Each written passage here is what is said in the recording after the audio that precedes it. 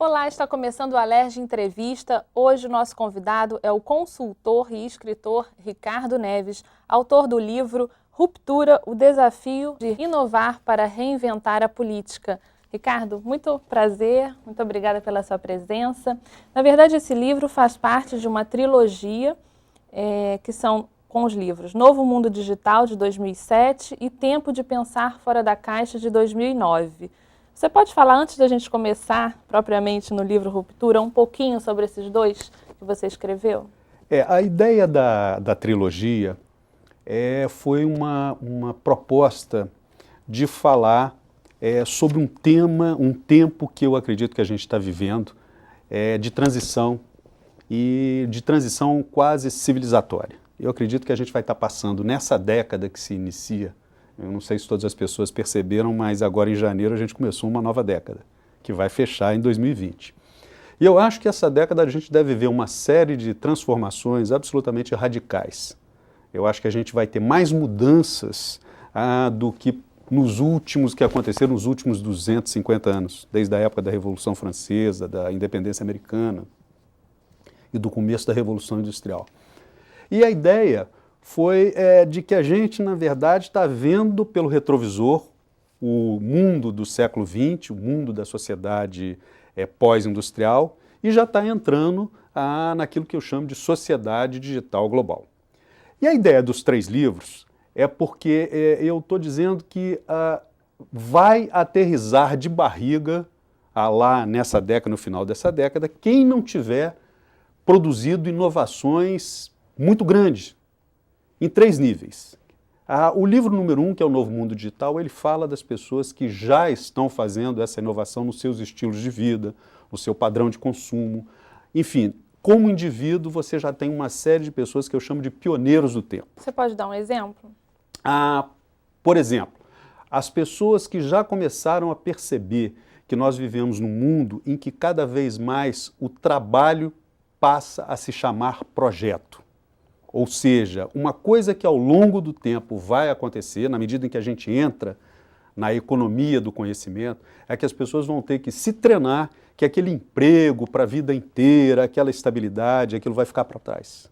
Na verdade, o que os jovens vão ver na sua frente são coisas, eles vão ser formados, eles devem se formar para imaginar e participar de projetos. A escola, por exemplo, a escola continua sendo muito velha ainda.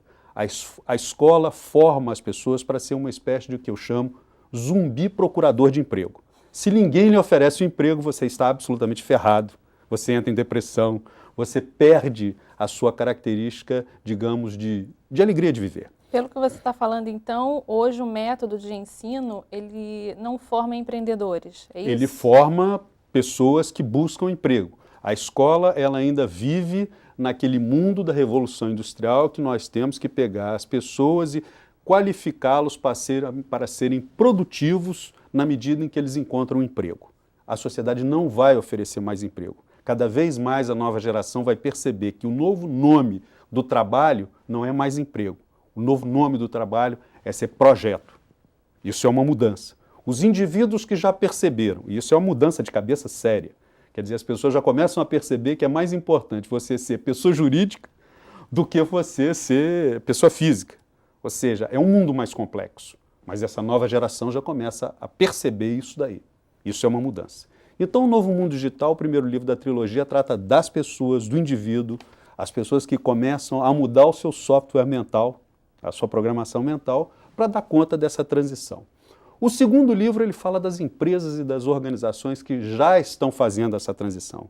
São empresas, são organizações que já estão entendendo que a gente está indo da sociedade pós-industrial, da economia industrial, para o mundo da economia do conhecimento. Então isso significa que não importa mais o capital que você tem, o que você vai fazer, o que importa é a sua capacidade de criar. Um bom exemplo de empresa de vanguarda que eu dou nesse livro, Tempo de Pensar Fora da Caixa, é a Apple. A Apple, há 10 anos atrás, você diria que ela é uma empresa de quê? De computador? E aí, de onde vem o iPhone? De onde vem o iPad? De onde vem o iPod? A Apple é uma empresa de criar tecnologia inovadora. E isso você tem uma série de outras empresas que estão começando a perceber isso. Agora, é interessante o seguinte, o que é o mais importante em empresas dessa natureza, que eu chamo de empresas de conhecimento, tá? São os indivíduos criadores que ela tem dentro dela. Não importa o tamanho dela, não importa quanto ela tem de capital. Por exemplo, a General Motors, na crise de 2008, foi durante muito tempo a maior empresa do século XX, ela hoje é uma estatal americana. No meio da crise, as contas não fecharam, o Obama foi lá e deixou dar aqui uma ajuda para fazer isso. A indústria automobilística é hoje um exemplo de uma indústria que está no seu ocaso, que é uma indústria praticamente agonizante, apesar de ainda continuar jorrando carro por aí. Mas é só você cotejar, colocar lado a lado um telefone celular, que é produzido hoje em dia, que é um smartphone, um iPhone, e ver há 10 anos atrás como é que era isso daí. Pega um carro de hoje em dia e um carro de quase 60 anos atrás. Mudou muito pouco. Então, quer dizer, cada vez mais na economia do conhecimento, os produtos e os serviços, eles têm alto valor agregado de conhecimento. E o terceiro livro é sobre uma mudança que diz respeito a todos nós. Se o primeiro livro diz respeito ao Novo Mundo Digital, a mudança de estilos de vida, a mudança que eu, que você, que nós como indivíduos podemos realizar, o segundo livro diz sobre a mudança que quando a gente se conecta um com o outro, que é uma organização. Pode ser uma empresa, pode ser uma agência governamental, pode ser uma organização do terceiro setor, uma organização sem fins lucrativos. Mas a terceira coisa, para a gente poder fazer essa transição e a gente não ser simplesmente indivíduos inovadores, organizações inovadoras, precisa ter algo que precisa contextualizar tudo isso, que é a mudança da política, que é, em última análise, a forma com que a sociedade coloca para as pessoas que estão pilotando o que a gente precisa e o que a gente quer. Então, o Ruptura, o livro, diz justamente o seguinte, vai haver um saculejo, tá? Que é a inovação, que é o desafio de colocar a inovação dentro de uma coisa que nos últimos 30, 40 anos tem sido tão pouco inovadora, que é a política. Esse livro, ele aborda 8 grandes temas, né? Eu queria, enfim, não dá para falar todos os 8 temas, vamos falar sobre a sustentabilidade ambiental e o que você chama de arte da cooperação e negociação. A gente tem uma espada em cima da nossa cabeça, que é a questão ambiental. As contas não vão fechar, por exemplo, do ponto de vista do efeito estufa. Vou dar um exemplo. Nós temos 1 bilhão de carros, nós demoramos 100 anos para colocar uma frota de 1 bilhão de carros em cima do planeta. Né? Para onde é que a gente vai? Bom, os analistas da indústria automobilística eles acreditam que a gente chegue lá pela década de 2020, tendo alcançado o 2º bilhão. A indústria automobilística ainda fabrica 75 milhões de carros por ano, 75 milhões. A maior parte disso daí vai ser vendido para onde? Vai ser vendido para o Brasil, para a China, para a Índia, né, para os países emergentes. Se efetivamente esses carros chegarem no mercado, a primeira coisa que vai acontecer é que as cidades vão estar completamente juncadas de carro, que ninguém vai circular.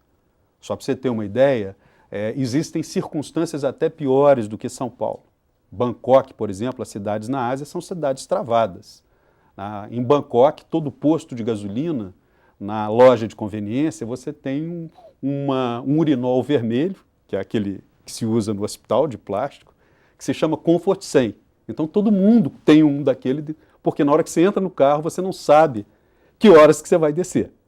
Então, provavelmente, todas as cidades vão ser engarrafadas, mas existe o problema global, que é a questão do efeito estufa.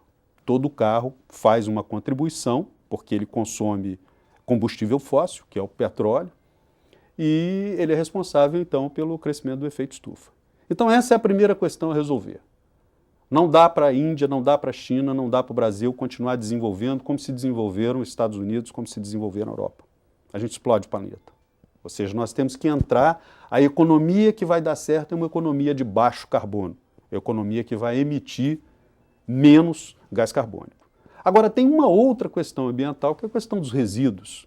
Tá? Se você entrar, por exemplo, no site do Greenpeace, você vai ver lá uma das questões sérias que o Greenpeace coloca, é a questão dos mares.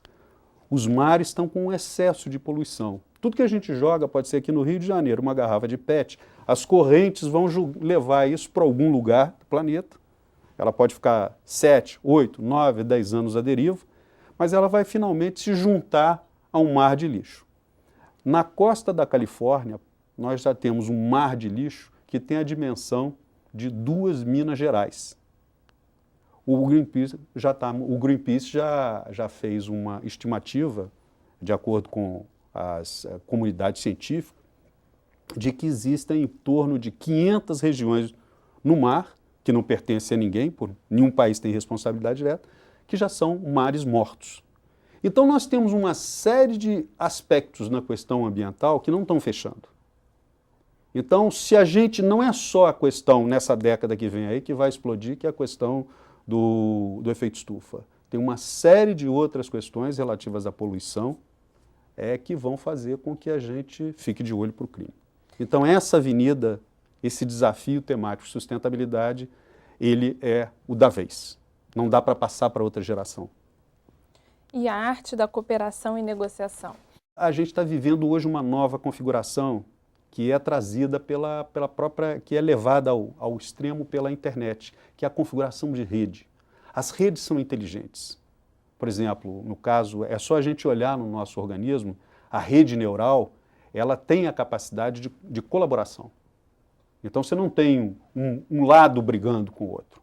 A rede, ela acaba sendo um indivíduo, um organismo auto-organizado. Então a gente começa a aprender a arte da cooperação. Então isso é uma questão chave para esse mundo de 7 bilhões de pessoas que vão estar, num determinado momento, por volta de 2020, todos conectados na internet. Eu imagino que, por volta de 2020, não vai existir nenhuma criança que vai estar na escola sem um tablet. Não vai existir nenhum lugar de trabalho onde você vai estar, ou em casa, sem o seu tablet. Boa parte da sua biblioteca vai estar, você vai consultá-la no tablet, mas ela vai estar nas nuvens, ou seja, ela vai estar num data centro. E a humanidade vai ter que se tornar muito mais colaborativa. As oportunidades de trabalho não vão requerer, por exemplo, que você more num determinado lugar para estar trabalhando assim. Você já tem empregos que já são fornecidos dessa maneira. É a sua capacidade de trabalhar, a sua capacidade de viajar, a sua disponibilidade para viajar, a sua disponibilidade e capacidade para trabalhar com equipamento de informática. Então a gente passa a viver num mundo muito mais colaborativo do que esse mundinho em que ficava uma coisa meio fla-flu, uma coisa, enfim, americanos e os países em desenvolvimento. Então essa é uma questão chave. Mas tem uma outra questão que eu acho que é muito importante salientar, que é um desafio que eu coloco no meu livro, além da sustentabilidade, da arte da cooperação, que é o que eu chamo mundo de cabeça para baixo. Ao longo do século XX, e isso já vem desde o século XIX também, nós acabamos criando uma ideia de que existem alguns países desenvolvidos, que são, hoje em dia, a gente fala no G7, né, que é os Estados Unidos, alguns países europeus e mais o Japão, que, enfim, são os reis da cocada preta e que assim pareceria que eles permaneceriam pelo resto da vida. Isso não é o que está acontecendo. O que está acontecendo é que existem novos garotos no pedaço.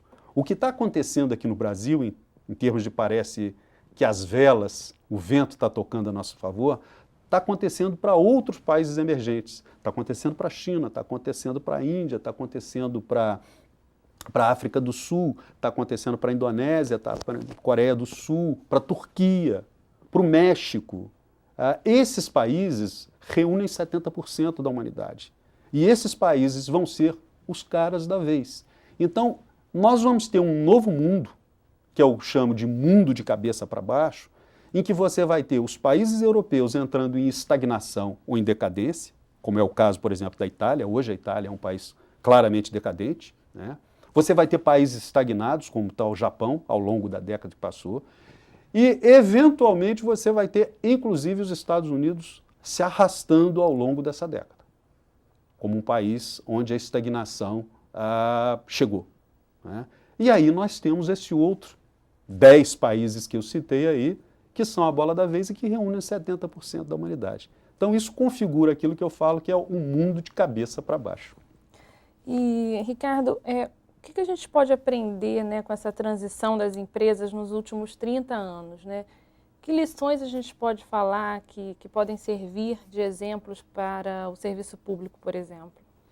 Bom, o serviço público eu acho que essa é a última geração que vai encontrar o serviço público um nicho de estabilidade onde não é preciso estar se reinventando.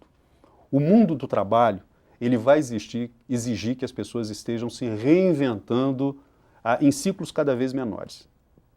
Ou seja, vai fazer parte, inclusive a educação, o conceito que nós tivemos de educação ao longo do século XIX e século XX foi sempre de capacitar a juventude. A juventude era uma coisa de juvenil.